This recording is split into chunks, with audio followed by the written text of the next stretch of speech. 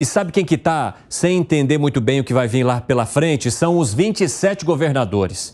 E eles tiveram um encontro com autoridades do Congresso Nacional, com o Palácio do Planalto, para falar um pouquinho no Fórum Nacional de Governadores sobre a situação atual. Foram debatidas várias questões relacionadas ao Estado e também à reforma tributária. Só que um dos principais focos foi o ICMS. O pessoal dizendo que está assim já, tentando colocar o nariz para fora, mas sem conseguir respirar por conta desse tributo que esses estados deixaram de recolher como recolhiam anteriormente.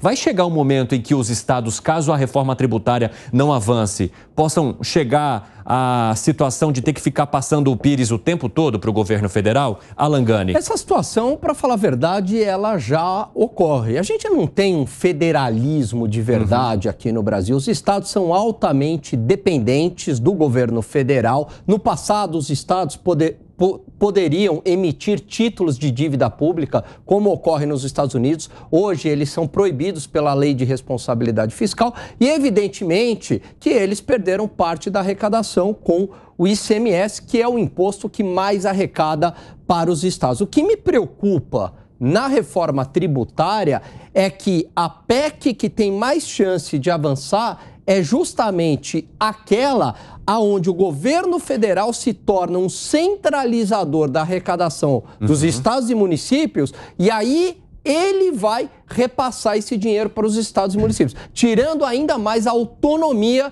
dos estados e quebrando ainda mais o Pacto Federativo do Brasil, que já é tão quebrado. Olha, o governador do Goiás, Ronaldo Caiado, inclusive fez essa crítica hoje em uma entrevista aqui à Jovem Pan, dizendo o seguinte: beleza, vai se criar um imposto nacional e aí vai ter uma autoridade que vai analisar de que forma que cada estado vai receber isso. É uma das propostas da reforma tributária. Mas aí eu vou ter uma outra pessoa analisando o que eu vou precisar para o meu estado. Você vê que essa crítica dele é crível, Gustavo Segré? Absolutamente, Evandro. É muito crível. Vou te dar exemplos também. Tem vários países que já utilizam imposto ao valor agregado. Sim. Concentra a arrecadação federal e dá dinheiro através de coparticipação, ou seja, uma parte do imposto ao valor agregado que pode ter o IPI, PIS, COFINS e o ICMS e o ISS para municípios, que também vai ter alguma regulamentação. O governo federal dá o dinheiro. Quem se prejudica mais? Os estados mais ricos, porque o governo pega dinheiro, por exemplo, 36% do PIB brasileiro é São Paulo, mas ele não vai receber 36% da arrecadação de ICMS, que hoje é uma autonomia do estado provincial. E continuo com o exemplo. Um dos estados que menor taxa de ICMS tem é Santa Catarina. Inclusive tem muitos benefícios aí na industrialização, na importação. É a menor carga tributária. É o estado que melhor se vive e é o estado que tem menos taxa de desemprego. Isso porque, Laffer, diminui a taxa de tributos, você vai arrecadar mais e consegue. Isso não será possível. Então, o questionamento é perfeitamente claro. Eu deixo de arrecadar e dependo que o governo me faça uma notinha para eu poder ter o dinheiro. E aí o que vai acontecer? Todos os estados do norte certamente vão receber mais dinheiro mesmo não gerando. E os estados do sul, que são os que geram, vão receber menos dinheiro. Vai ser uma federação mais socialista ainda. Aliás, o pessoal da rádio já está de volta. E, pessoal, nós estamos falando do encontro de governadores com autoridades do Palácio do Planalto e também autoridades políticas do país para falar sobre a situação dos estados, principalmente com essa perda de arrecadação do ICMS. Só para vocês ficarem por dentro, quem está nos ouvindo aí. Fala, Fábio Piperno, sobre essa situação. Essa situação do ICMS, que provoca muitas críticas, ela é um bom exemplo de como se comporta o liberalismo à brasileira.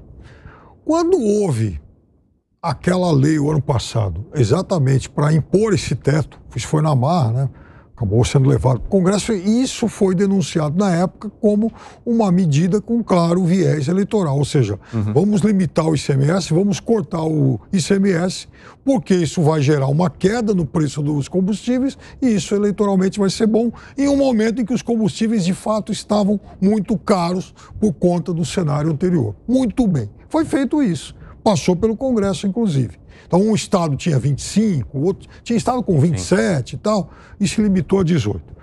Muito bem. Teve governador naquele momento que já gritou, falou, eu vou perder, como é que vai ser essa compensação? Então, essa compensação é discutida até hoje. Aliás, outro dia o governo federal, inclusive, acabou tendo que arcar com uma conta de 30 bilhões de reais. Veja, isso é um autoritarismo. Obrigar um Estado a ter um teto de ICMS por um produto que é vendido dentro do Estado dele. Gustavo Segré e Alan Gani já estão na fila. Fala, Gani. Quando o Piperno traz essa questão, ele simplesmente ignora todo o contexto de pós-pandemia inflacionário e de guerra. Preço da gasolina estava lá em cima. Você ia abastecer o carro, era R$ 8,00 o litro. Em alguns lugares até 9, em alguns estados, né? Energia, tudo muito caro. Então, tem todo esse contexto também para a redução tributária. E ela só foi possível, essa redução tributária, por quê? Porque os estados estavam tendo superávit, estavam tendo as contas em dia, e o governo federal também teve superávit primário. Então, também, né, foi uma redução tributária que havia uma sustentabilidade nas contas públicas. Fala, deixa o Segré falar e eu já passo para você, Piperno. Eram 26 dos 27 estados tinham superávit fiscal. Mas vamos dar outro exemplo, igualzinho. Nós, estados provinciais, cada um de nós recebe dinheiro pelo nosso trabalho. De repente, perdemos uma renda. Em lugar de reclamar porque perdemos uma renda, o que faria qualquer pessoa na sua casa? Diminui a despesa. Mas os governadores que arrecadavam não queriam perder a despesa. O que você vai dar para um político se tem liberdade para colocar o ICMS nas nuvens? Aumenta a arrecadação, aumenta a taxa. Aí não vai ter problema, sempre o equilíbrio vai chegar. Por quê? Pode gastar à vontade que tem um trouxa que vai pagar. Não é assim, gente. E mais ainda, quando chegou a gasolina 8, 9, de quem era a culpa para toda a esquerda? Do Bolsonaro. Aí o Bolsonaro propõe a redução de impostos. E quem se opôs a essa redução de impostos? Os governos que tinham dirigência de esquerda. Então é incongruente, não tem nada a ver com liberalismo. Piperno, pode concluir. Não, tem tudo a ver com liberalismo. Aliás, quais eram os governadores de esquerda? 2, 3 lá do Nordeste. Enfim, os governadores do Sul, todos os governos, alguns de direita moderada, alguns claramente de direita. O Zema, aqui em São Paulo, o do Rio Grande do Sul, o de Santa Catarina, do Paraná, os do Centro-Oeste, Ronaldo Caiado e tal. Não tinha nada de esquerda nessa gente toda aí. Todos eles de centro-direita ou de direita. Agora, essa não é a questão fundamental. A questão essencial é que, primeiro, naquele momento não havia superávit nas contas públicas. O superávit foi alcançado no final do ano, né?